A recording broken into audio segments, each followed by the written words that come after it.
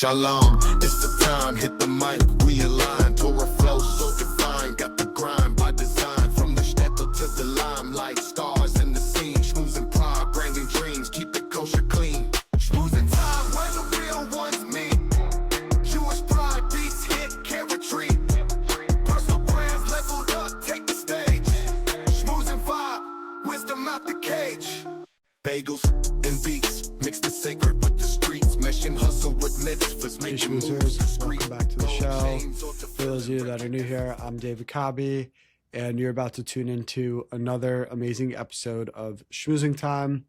I'm very grateful that you are spending a part of your day with me, and I'm excited for you to tune into this solo episode, something that I do on a sporadic basis where I talk about personal branding, Judaism, or everything in between, and just kind of spew my thoughts on the subject.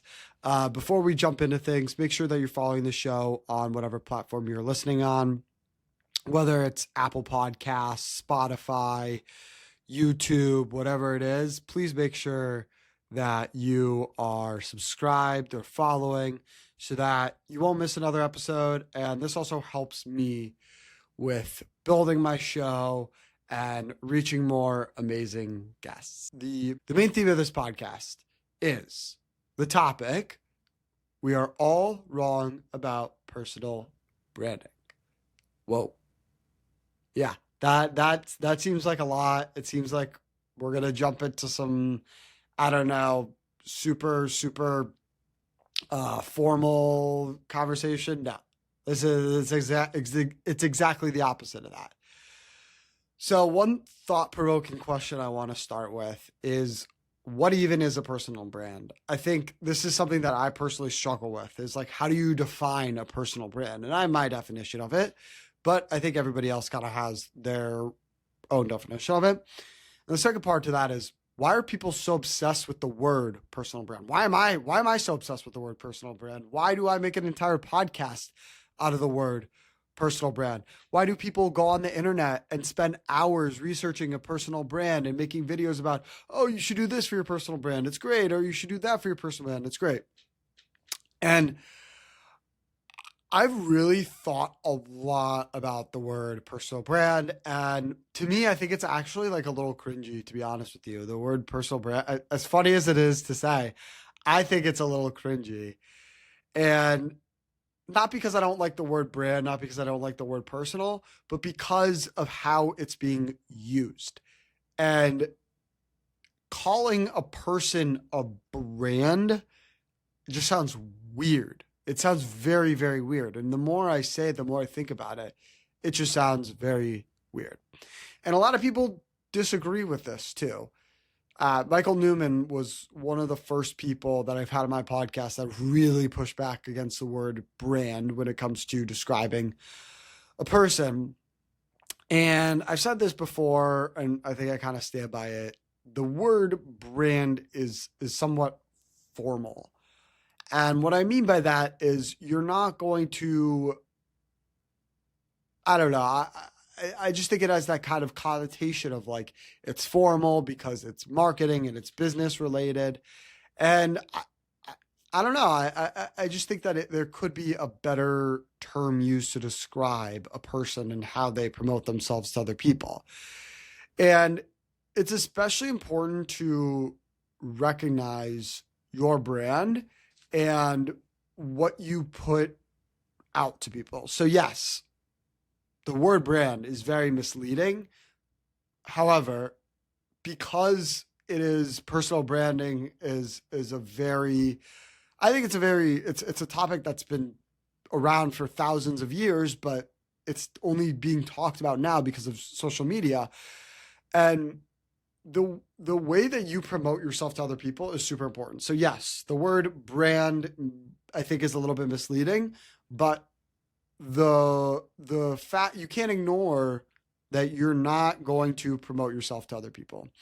And I think, especially as a Jew, the way that we promote ourselves, the way that we carry ourselves is astronomically important. and especially all the events that are going on today. I'm recording this episode only a few months after the shooting in DC, and only a couple weeks after, or only a week after, not even a week, only a couple days after the incident in Colorado. And it's like the Jewish people, obviously on a surface level, are not being promoted in a very good way. So it's important that individually we have to carry ourselves and hold ourselves to even a higher standard. And yeah, it's not fair that we have to do that, but it's just like we really, really have to. I think Judaism talks a lot about the idea of personal branding. It doesn't obviously specifically use the word brand in the Torah or any rabbis. I don't think any rabbi really resonates with the word personal brand, but it is kind of composed of three things. When it comes to, looking at personal branding from a Judaism lens, I think there's kind of three things that we have to talk about. So it's your name, your reputation, and your impact on other people. And I think your name is something that's very, very important in Judaism. In the Ashkenazi custom, for whatever reason, you don't name after the living and you name after people that have since passed, which I think is a very cool custom. And it's cool that you're kind of like taking on the legacy of that name. In the Sephardic custom, however, you are supposed to name for the living. So my name, David, was my grandfather's name, who I call Jido. I was very, very close with him. And he really left a very big legacy for my family. So my Jido, along with my Sasi, my grandmother, they both immigrated from Lebanon and basically escaped. They were persecuted, escaped the war, and came to America and founded a life for themselves. My Jido was a tailor. He was a fantastic tailor. There are many stories of like people coming to his basement and getting their suit fixed up, and he would always carry himself in a very like sharp way. He cared about presenting himself in a good light. And him and I had a very, very special relationship. And I think being named for him, it has a ton of weight on me. I have a ton of pressure on me, right? Because he immigrated to America. He came here. He built a life for himself, escaped.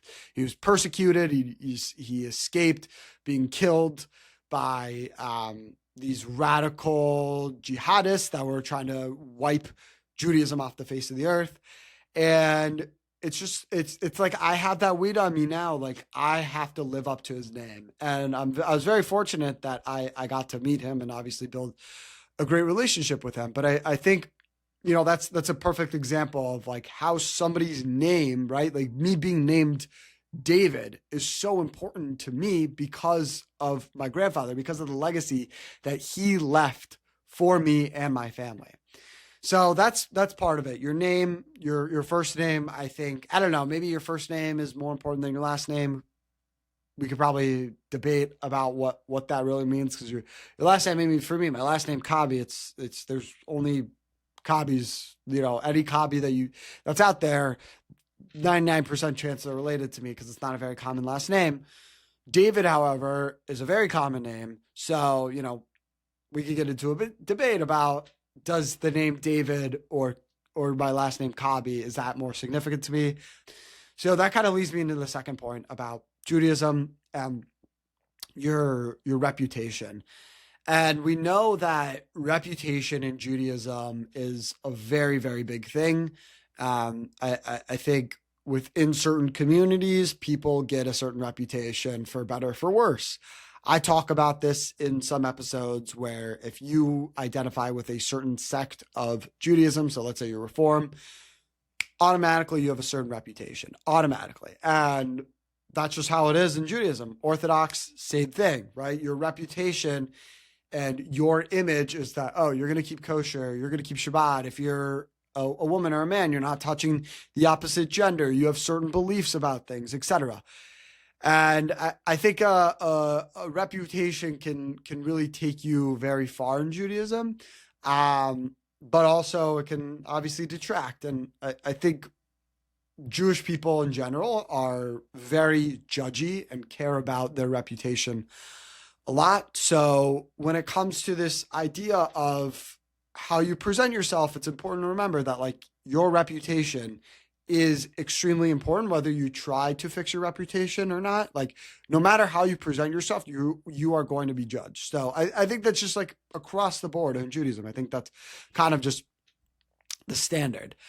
And also, I think the most important part of how you present yourself is what you give to other people, the legacy that you leave on other people.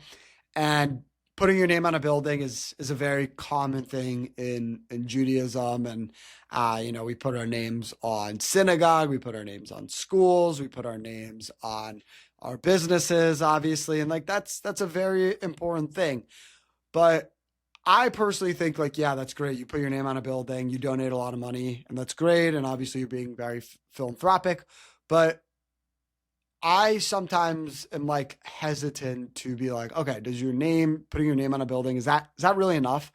I think a perfect example of somebody that has their name on a bunch of buildings and is doing enough is the Wilf family. So Mark and Ziggy Wilf, who own the Minnesota Vikings.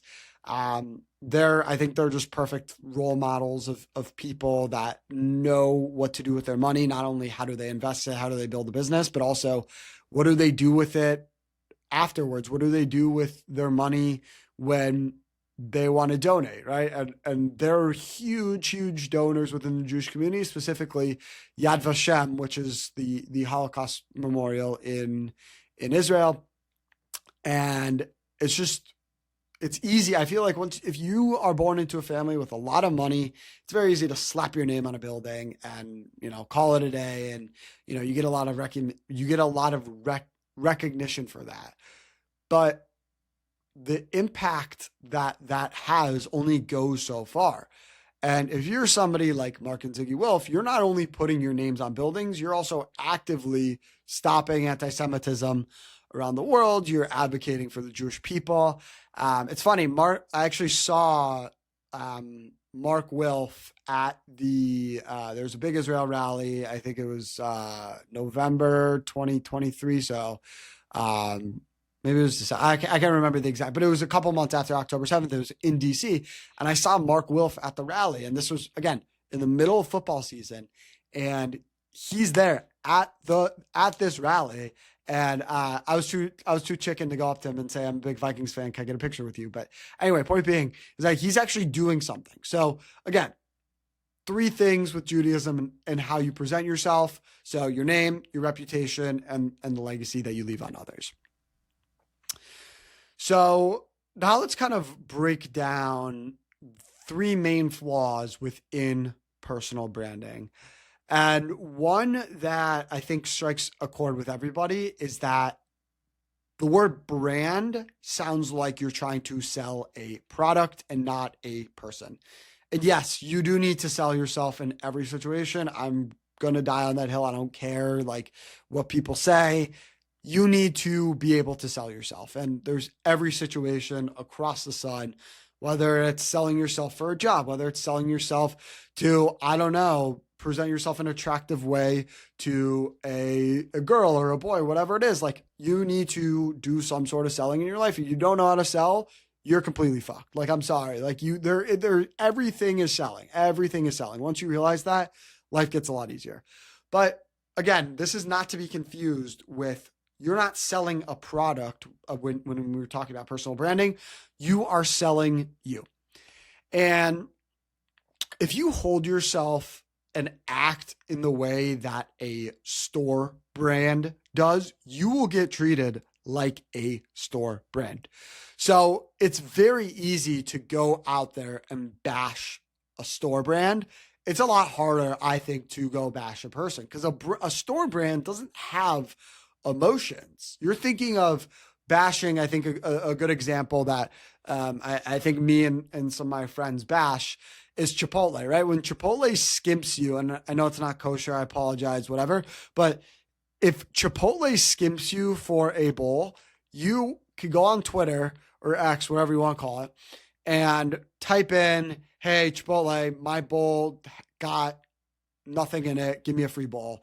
And it's easy to do that, right? But you don't realize kind of like if Chipotle were a person, most likely you wouldn't go on Twitter and go bash them because that's insulting a person. And, in Judaism, public embarrassment is obviously a very big thing. Like you should not, I think it's the worst thing you can do in Judaism, or I think it's one of the worst things that you can do to a person is publicly embarrass them. So again, if you hold yourself like a brand, if you act like a brand, you will be treated like a brand.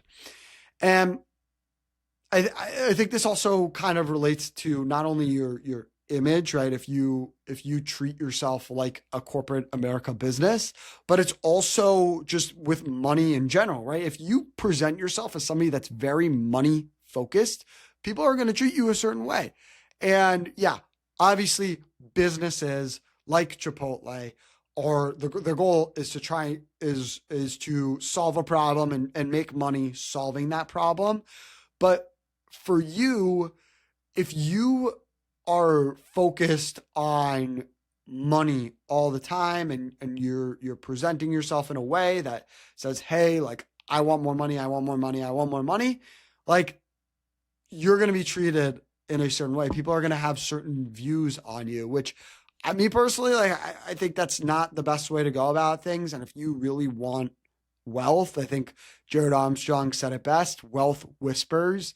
You're not going to want to talk about your wealth openly. And, it's important to help people, but also at the same time, it's like you want to be hush hush about money and how you carry yourself. I think that says a lot about who you are as a person. If you carry yourself as somebody that's only money focused, you will be treated like a dollar bill. So that's just one element. You're not a product, you are a person.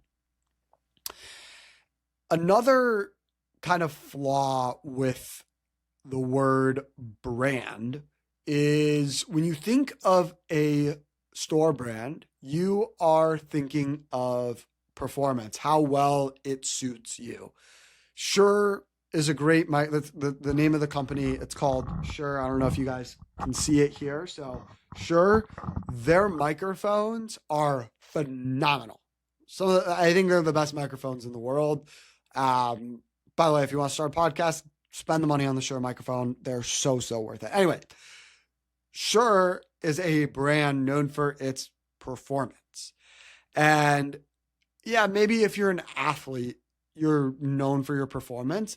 But I feel like the more we get into this topic of personal branding, it's like how you perform doesn't really matter. It's like, do you show up and are you your authentic self every day? And yeah, I know we're beating the dead horse. It's so corny to say, be your authentic self, be unique, etc.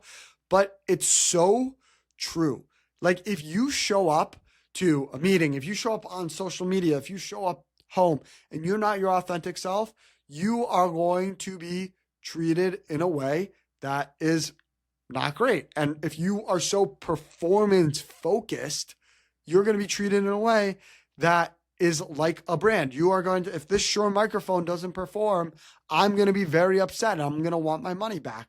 So really when it comes to, again, the word brand, you think of it as a store brand. Performance is something that you think about, but you don't really think about authenticity when it comes to an actual brand. And kind of on that topic of authenticity and being your authentic self and doing good, one question that I always ask people and kind of like determine if they are a good person, a trustworthy person, etc., is will they sacrifice their bottom line to be a better person? And yeah, I know we were just talking about money, and if you're so money focused all the time, whatever you present yourself as money focused, it's not good. But I always question those people that don't give charity or don't help others if it's not for money. And I think, one thing for me is with this podcast, I've said this over and over again, is like, I'm not trying to monetize off it. Like, I really don't care how much money I make off this podcast. Like I'm not making any money right now. I'm losing money, obviously. And I'm willing to sacrifice that so that A, I could build more connections, and B, I could kind of help uplift the Jewish community. I'd like to think that I'm doing that with this podcast. Like, I'm trying to promote the good Jewish stories out there and talk about people that are using their image for the greater good and promoting Jewish pride. So yeah, like I think that's a very important part of being authentic, is like, how much are you willing to sacrifice so that you could help other people and not be money focused. And also the third thing, so we've already covered how some of the flaws in personal branding. We've already covered the first flaw, which is the word brand sounds like product. The word brand encourages performance over authenticity. And it also confuses attention with trust. This is a big one because social media, I think, confuses attention with trust. So attention, it's pretty easy to get somebody's attention on social media, put in special effects on a video, or do something crazy like pour mail on your head or jump off a bridge. So it's easy to get attention, but how do you build trust with your followers, with people that you've never met? It's actually a very interesting concept. When you're trying to sell yourself to other people online, you're trying to make a good image for yourself. How do you do that? Like, building trust with other people in person alone is extremely difficult. So how do you do it online? And I think the word brand kind of confuses the attention piece with the trust piece, where you really want to focus on building trust with other people. So an example of building trust with someone is being vulnerable online, which I try and do a lot. You know, I have some posts where I talk about being a proud Jew and these hard times where, you know, we have to stand up and be even more proud. And I feel like that vulnerability really gets a good reaction from my followers. And building attention, yeah, sure, there are some videos that I do to just like build attention. And yeah, I mean, I think I stopped doing this because it was more for the attention as opposed to building trust, where like I would act as like a Israeli guy and sure, I love it, it's funny, whatever. But I think it was really, I stopped doing it because it was more for the attention part. And like, yeah, like it was cool to like see the views, whatever, but I don't want people to come to my page just so I can have their attention. Like, yeah, it's important to get people's attention, but at the end of the day, I want to build trust with people. I want people to trust me and what I say, and trust me that like I am a proud Jew. I genuinely care about helping other Jewish people build their platform and build their brand. And I'm not just doing this for show, right? Like, I want people to succeed. I want my guests to succeed. I want them to be able to promote themselves in a good light. And I'm hoping that if I do that, in turn, my name, my image, my brand will also do the same. So you don't need a logo or aesthetics to have a personal brand. When people think about you and who you are, that's kind of your perceived experience. So you don't need that logo. You don't need to have the most spiffy Instagram account or, you know, super glamorous. It's it really comes down to your story and your message, and not really all the glamorous stuff that we think about on social media. Some other parts of personal branding that I think are a little bit misleading are the number of followers you have. So I think Gav Aiden said it best. Like, even though he gets hundreds of thousand views and is raking up followers by the minute, it doesn't necessarily mean that you have a stronger brand than someone else. Like, yeah, sure, you're good at getting people's attention and whatever, but it doesn't necessarily mean that you have a stronger presence. And a good example of this is, let's say that you have a YouTube page where you make faceless videos, and that's become a big thing now. I don't know if you're on Threads at all, but it seems like every other thread is like, oh, I made $1 million doing these YouTube faceless videos, whatever. And like, that's great. Like, go do that, go make your money and have a great life. But people are following you strictly for your content and not for you. Now, let's say that you have a person that has 1,000 followers, but everybody knows them and everybody knows their story and they're very authentic and they like to relate to their followers. So those people, I would argue, even having a smaller following base, they have a stronger personal brand because their followers can actually tell their story and not just, oh, faceless YouTube video that's very entertaining. Another piece of what your personal brand is not is your job title. And I think this one's going to ruffle some feathers because even though you're the vice president or the senior manager or lead analyst or managing director, those job titles can mean a million different things. And I actually had a teacher who taught me about this. She actually helped me start this podcast. Shout out Andrea Koppel. So in her class, she talked about how you can come up with your own job title and it can mean a million different things. And the best example that I give everybody is there are analysts in different fields outside of finance. So you can be a analyst on, I don't know, let's say you're like a crime scene analyst or you're a meteorologist, you analyze the weather. Those analysts have a completely different title than the analysts that work in finance, that are studying these companies, that are doing rigorous research on their financials. So that's just like one example of like how a job title doesn't really mean anything. And yeah, it is cool to have like that somewhat seniority and exclusivity in front of your job title, but it's not who you are. It's not your brand. I don't think, at least. Like argue with me all you want. I don't think your job title really, really means anything in terms of your brand, just because it's so fluid and it can mean you're doing a lot of things. And also another part of personal branding that is a misconception, and I think the word brand also is a little bit misleading, is the fact that you have to be liked by everyone. And I'd even argue that you don't have to be liked by everybody to have a strong personal brand. In fact, it helps to be disliked by people because it makes the people that like you stronger. And a great example of this is you look at Judaism today. For me personally, I'm a stronger Jew because other people hate Jews so much with a burning passion. So it makes me feel strong. It makes me feel more connected to my Jewish identity. And if you are an influencer, a content creator, a business owner, a teacher, a rabbi, a chef, it doesn't matter. Like your reputation, your image, people aren't going to like you. Like, it's just like, it's a fact. Like not everybody's going to like you. And those people that like you, if they find out that other people hate you, they're going to like you even more. It's kind of just like a reverse psychology trick.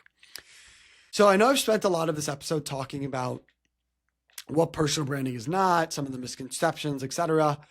So I'm going to end things with 5 elements of your personal brand that I think are the most essential. So first one being your network. And I know this sounds stupid and cliche and, oh, networking, it's so formal, whatever. No, networking at its core is just schmoozing. It's literally just schmoozing. You're just talking to people. You talk to people, you build connections, you figure out where you can help them, how they can help you. And yes, your net worth is your network. I'm a very, very firm believer in this.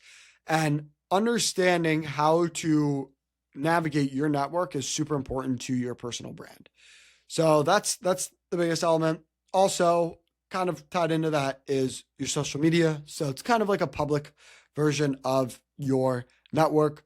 So social media, what you post, the clips you post, the people you associate with, the brands you associate with, that's all part of your brand and how you promote yourself. And again, we're not talking about a store brand. We're talking about your social media accounts. Whatever you post can impact you positively or negatively. And how you post things, how you structure your message is also very, very important. Your values is another very important piece of your brand. So for me, an example, my values are that I'm a very proud Jew. I love to network with people. I like to connect with people. I like to share other people's stories. And that's a big part of my value. And how I share that is attached to my brand and who I am. The fourth thing, your credibility. So this is one that is controversial and it's what other people really say about you. And I know this is kind of walking back what I was saying earlier about you not being liked by everybody, but to be credible doesn't, not being liked by everyone and being credible, those two things can still coexist. Sure, you might have the haters out there, but I think any athlete or any successful person in business would argue that their haters actually made them more credible.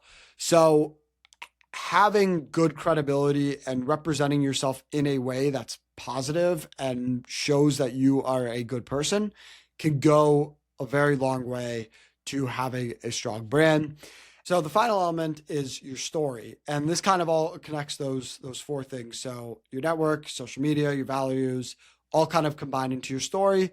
And with your story, it's important to understand how you tell your story and doing a good job of telling your own story, but also having other people tell your story.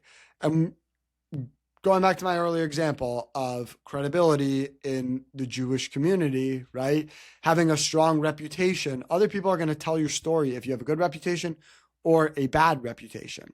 So it's important that you understand when it comes to this concept of personal branding that it really, the elements are your network, social media, values, and credibility, but that's kind of under the umbrella of just simply your story, how you tell it, how other people tell it. I think that's really personal branding in a nutshell.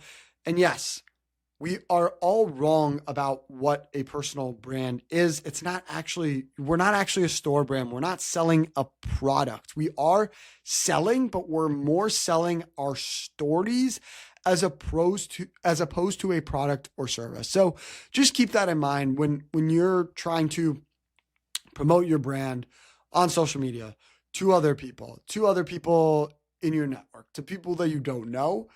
Just remember that it's really boils down to two elements: your story, how other people tell your story. That's it. That's what I really think personal branding is on a simple level. It does not need to be this fancy thing that's super formal and, oh, I need to make my own logo. Oh, I need to do this. Like, yeah, sure, that can be helpful in some instances, but that's for a later conversation. So if you thought this episode was valuable and I spoke about things that nobody else speaks about, please share this episode with somebody. This is how we grow the show.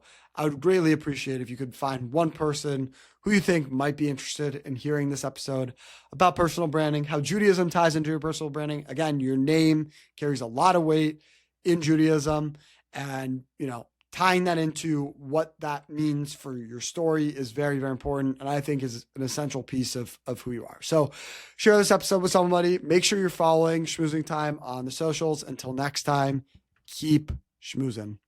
I'm so glad you enjoyed this week's episode of Schmoozing Time. Thank you so much for tuning in. In addition to sharing this episode with someone, make sure you follow on Instagram, TikTok, Facebook, and YouTube Shorts. Also, make sure you're following the show on Apple Podcasts and or Spotify. Till next time, keep schmoozing.